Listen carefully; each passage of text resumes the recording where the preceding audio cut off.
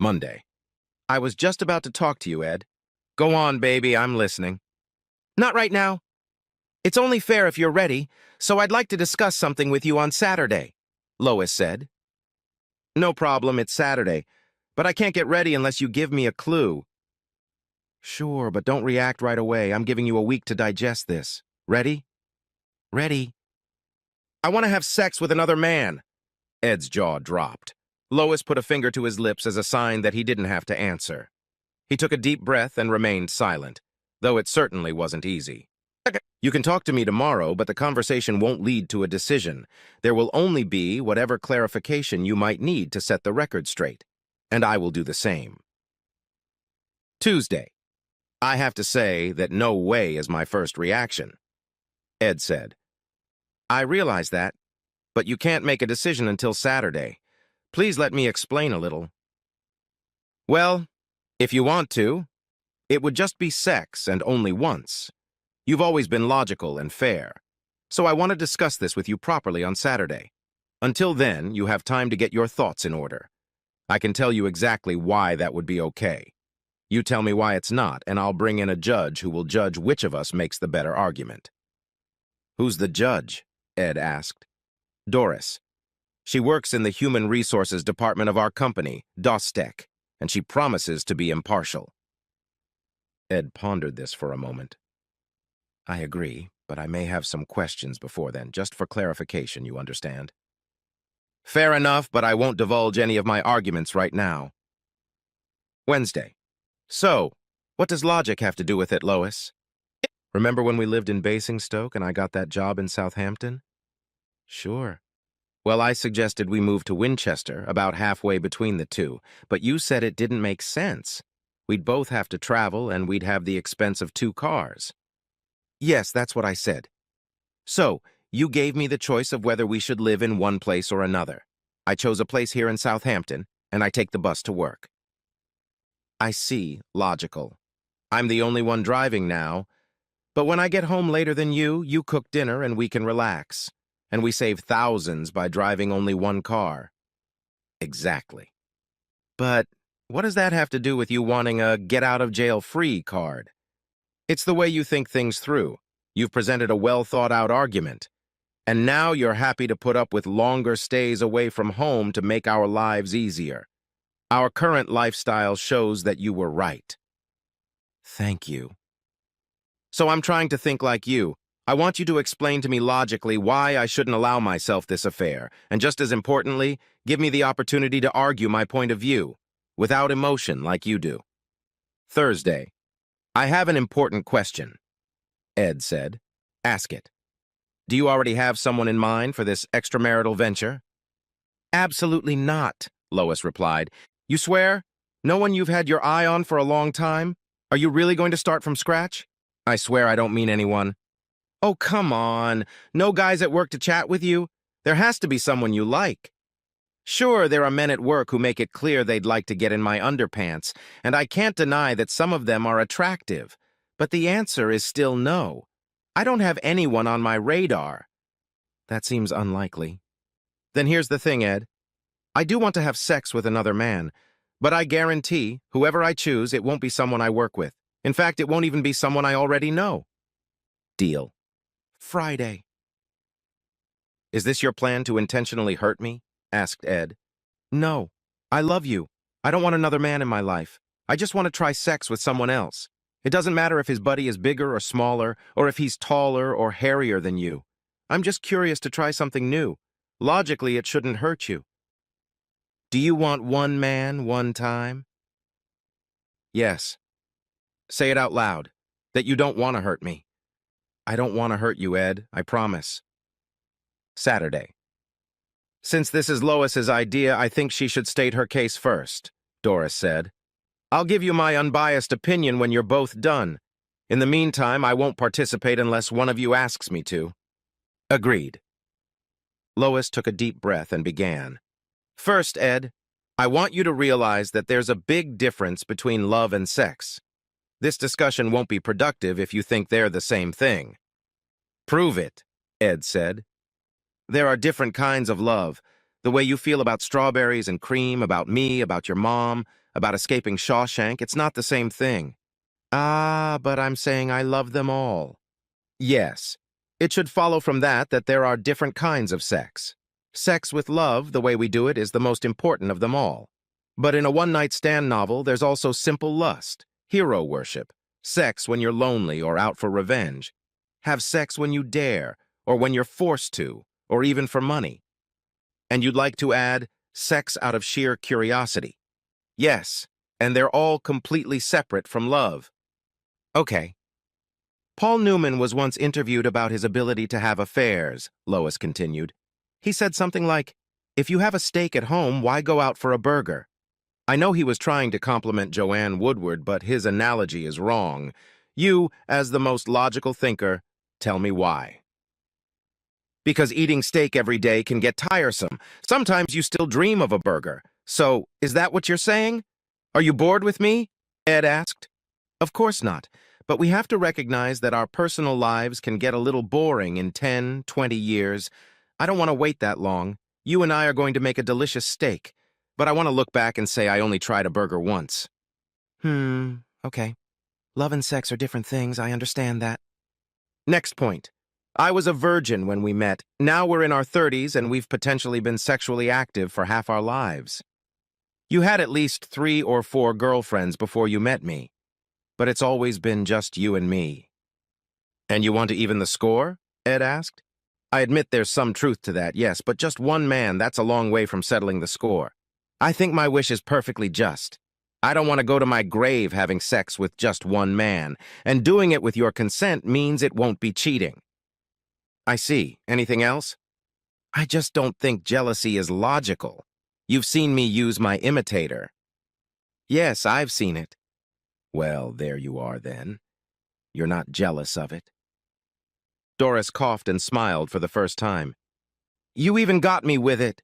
It's just something that gives me pleasure, though obviously not as much as it gives you. It would be the same with another man, just mechanical sex. If you can make a logical decision, it shouldn't make you uncomfortable. One man, one time, and no love. No resentment, no mutual recriminations. We just go back to the way it was before, as if it never happened. If you love me, you'll let me have it. And that's the end of my argument. There was a pause. For what it's worth, I think Lois was reasonable and presented a valid argument, Doris said. I look forward to hearing your counter-argument, Ed. Let me confirm that I won't be taking sides just yet.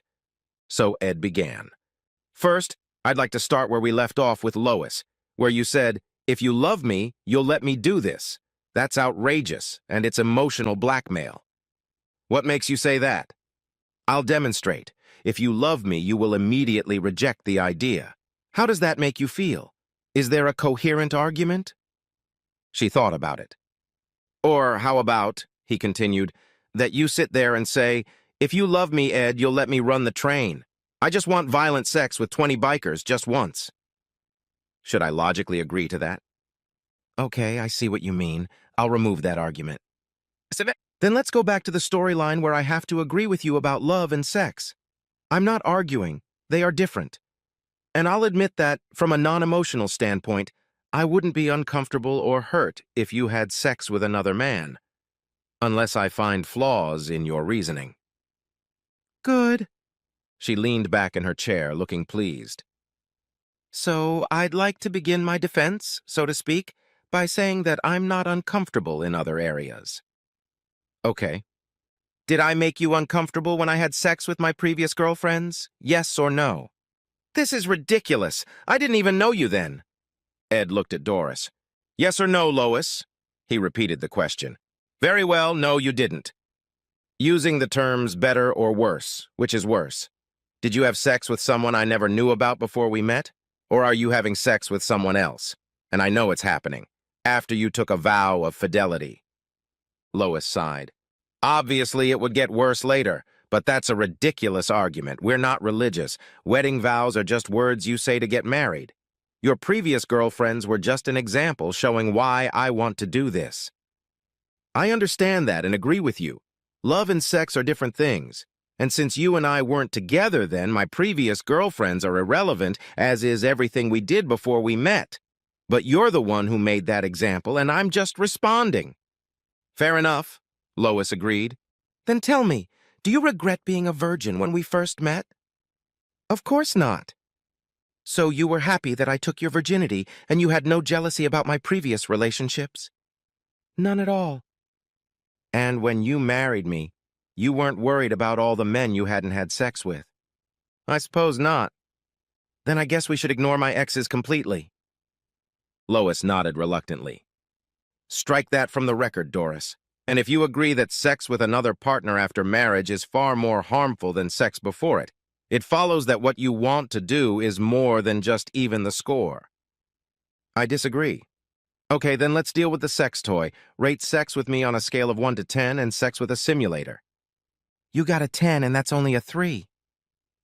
Is it logical to assume that sex with another man would be rated higher than a 3 for the imitator? Perhaps 8 to 10? Probably. I've never really thought about it. But I did. I had a whole week to do it. Okay? Then imagine you're having sex with some guy right now. Are you going to grab him like a dildo while he's just reading the paper or watching TV or something? Of course not. Or is he just lying on his back thinking about soccer while you bounce on him without paying attention? No, that's ridiculous. That's just silly. I want involvement, excitement, and passion from him. Lois sighed and shook her head. Of course you get it.